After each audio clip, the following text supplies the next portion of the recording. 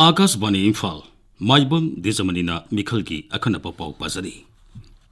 तरा निपान सुबह लोकसभा मिखल की बोट मसिंग हौजिक नाय के ममांग अयुक पुंग निपान तकी थीबा उखरे पुन्न सीट समंगा निफुमदोय लेबा लोकसभा सीट सिंग असिदा मिखल थेक्निखिबा मिरेप सिंग की मराइबक असि खंगलगनी लोइनना लेबाग असिदा इंडिया एलायंस समति एनडीए की मरकता करमबना सरकार पाइगदिगा हाइबसु ngasi aduma khangba ngamlagani board मसिंग थीबी फोल इलेक्शन कमीशन की वेबसाइट results.eci.gov.in दगी नत्रगा वोटर हेल्पलाइन ऐप दगी फंगनी मणिपुर की ओइना इनर मसुंग आउटर लोकसभा अनिमकी बोर्ड मसिंग हौजिक नायके ममांग अयुक पुंग निपान दगी थीबा हुखरे लोकसभा सीट अनिमकी मिखल की फोल नुमित युंगबा ममांग फावदा फंगलबा याय हाइना पारी Imphal east Imphal west Bishnupur Thoubal Sandel, Ukhrul, Senapati, Kangpokpi, Tamenglong, Surasanpur अमसुंग जिरीपामगी पुन्न डिस्ट्रिक्ट हेडक्वार्टर्स तरामाथोइदा काउंटिंग सेंटर कुनमरी हांगदोक्तुना बोर्ड मसिंग थीरी सुरसानपुर जिला की ओइना तुइबोंग दलेबा मल्टीपर्पस हॉलदा बोर्ड मसिंग थीबा हौखरे जिला असिगी ओइना विधानसभा सेगमेंट मरी हेंगलेप सुरसानपुर साइकोट अमसुंग सिंगाट की बोर्ड मसिंग थीबी की थबक सथरी पुन्न टेबल निफुमाथोइदा बोर्ड मसिंग थीबी की थबक सथरी इम्फाल वेस्ट जिला की डीसी ऑफिस कॉम्प्लेक्स तगी काउंटिंग सेंटर द लेरिबा इकोई पाउमी प्रेमचांद की पाउ खरा लौजगे प्रेमचांद हौजिक से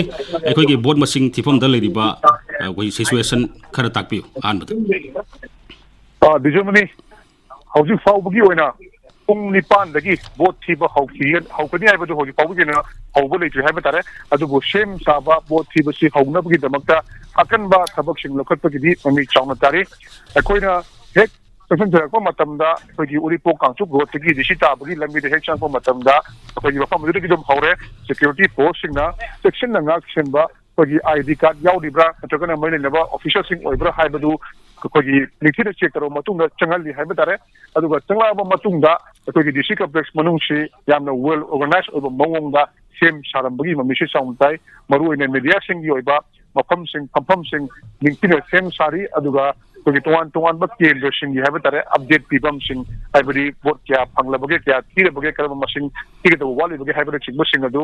मदु खंगनबगे दमका अखोगी केंद्र वाशना सेम सारगा लाइबगी ममिताई अदुगा अइना पाउलौजो मतमदा होल नंबर 1 दा थमैबन केंद्र की बोट थीगनी होल नंबर 2 दा उरिपो केंद्र की थीगनी होल नंबर 3 दा शामसोंग केंद्र की थीगनी होल नंबर 4 दा सेगमाई केंद्र की बोट मसिंग थीगनी अदुगा कोथौजम केंद्र की असिना होल नंबर 5 दा थीगनी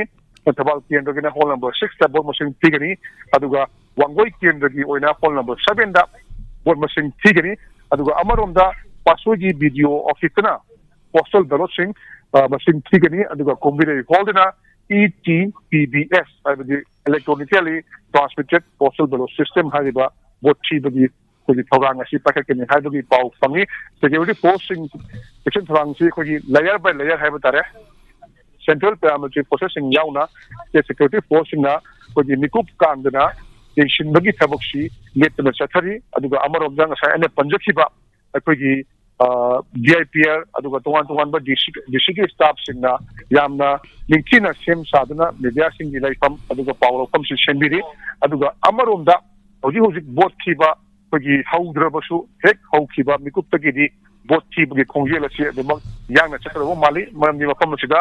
कोगी सेम सारेबा सिंग असि उरगदि बोट थीबसि यामना निंगथिना दम चक्रबि ममिसि चावन तारि हाइबताई अदुगा काउंटिंग एजेंट सिंग चंगबा हौनरे बेच बाय बेच हाइबतारे अहान थीबा हौगदोरिबा केंद्र खरा सिगिदमक्ता कोगी काउंटिंग एजेंट सिंग चंगबा हौनरे निंगथिना चेक तौरकांदा चंगहलगा बोट मसिंग असि निकुप खरगी मतुंगदि सुंसोय सोयदनमकी थीबा हौरगनि हाइबगी थाजबा लेरि दिजमनि अदुगा प्रेमचंद कैनोमतगा अखोगी अतोपा अखोगी इंडिया की अतोपा राज्यसिंगदा अखोगी पोस्टल बैलेट हाना मसिंग थीरगा EVM की बोट मसिंगसी अदुगी मथंगदा पुंखाय म लेरगा थीगनि हाइबनि अदु हौजिक मणिपुर की ओइनदि हौजिक फावबदा अखोगी पुंखाय अमा हेना अखोगी संसले मिनिट 35 हेले अदु हौजिक फावबसिदा अखोगी बोट मसिंग थीबा हौबा ngamdabagi मरम से अखोगी काउंटिंग एजेंट सिंग अदुगा ऑफिशियल सिंग वाट पेगिरा करी नेने खनबि हौजिक फाउबगी ओइना कोगी चपचाप मरम नत्रगसु कोगी काउंटिंग एजेंट सिंग लाकपा वाटपगी ममिरि ताई हाइबा तारे मरम दि काउंटिंग एजेंट सिंग से कोन सम लंबी दा कैदा लाई खोली हाइदे पाउ फौनबगी ममि अदुम अकोइना ताबा फंगी हाइबा ताई काउंटिंग एजेंट सिंग गेट चंगपा मतमदा कोइ चंगजो मतमदा बोट मसिंग थीबा हौद्रि कोगी खुदोंचादबा खरा लेबा काउंटिंग एजेंट वाट लाख वाट पसु यावी हाइबो वफम सिंह थमे अदु मफोग वरी सनाबगी लाइव टुदी होजिक अखोना पीबो ngамद्रे मरमदी डीसी कॉम्प्लेक्स मनुंगा मीडिया सेल दी लेबो वफम सिदा ओलरेडी लेबना मरम वरकांदा हाइबो मकोसिंग अदु वरी सनाबगी खुदोम साबदी फंग्रे अदु मपु मसिनी खुदोम जादा बाहाइबो हाइबदी काउंटिंग एजेंट असि लाखबदा सिलरबा लेबा अदु ऑफिशियल की ओइबा तोंगान एडेंसमेंट सिन लांगबदा अखोगी मतम खर चंबगी ममिसु दुमक ताई हाइबताई बिजबने थागसरी प्रेमसान अखोई तंगाई फदबा दरकार लेबा टाइमिंग दा अमुखोई पाउ लौजरके तमेंगलोंग जिला की तमेंगलोंग डिस्ट्रिक्ट हेडक्वार्टर्स लेबा डीसी ऑफिस की मिनी सेक्रेटरीट लेबा मल्टीपर्पज हॉल दा पुन्ना टेबल 13 दा बोर्ड मसिंग थीबी की थबक सथरी मसिगी काउंटिंग सेंटर नंबर 3 दा हौजिक नुंगबा तामई मसुंग तमेंगलोंग विधानसभा केंद्र सिंगी बोर्ड मसिंग थीरी जिरीबाम जिला दसु बोर्ड मसिंग थीबी की थबक अयुक पुंग 9 दगी हौख्रे पुन्ना टेबल 13 ता हौजिक बोर्ड मसिंग थीबी की थबक सथरी बोर्ड मसिंग थीगदौरी बसिगी येंगलगा आकाशवाणी इम्फाल की ई पाउ कांगबुन मियामदा मपुंग फाबा पाउ पिनदबा अखनबा थौरांसिंग लौखले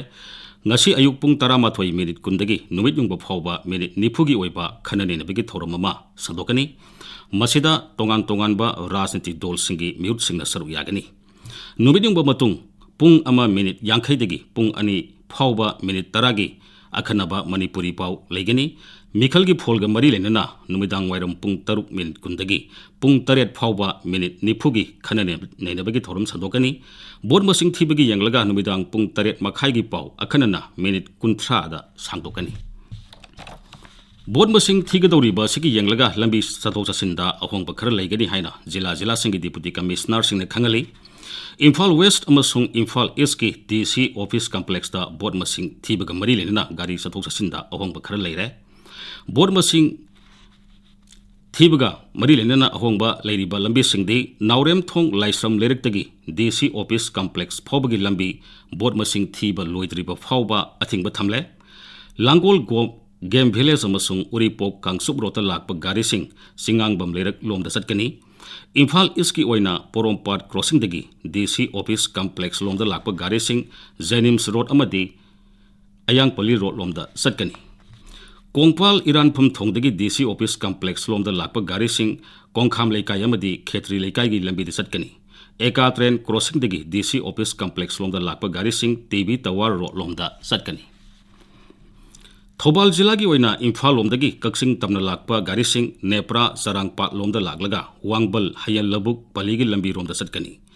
खांगबोक लोमदगी हाइगलकपा गाड़ी सिंगना नेप्रा कंपनी लंबी दा लागलगा चरांगपाट नेप्रा जंक्शन फाउदुना यारिपोक लमखाई रोमदा चटकनी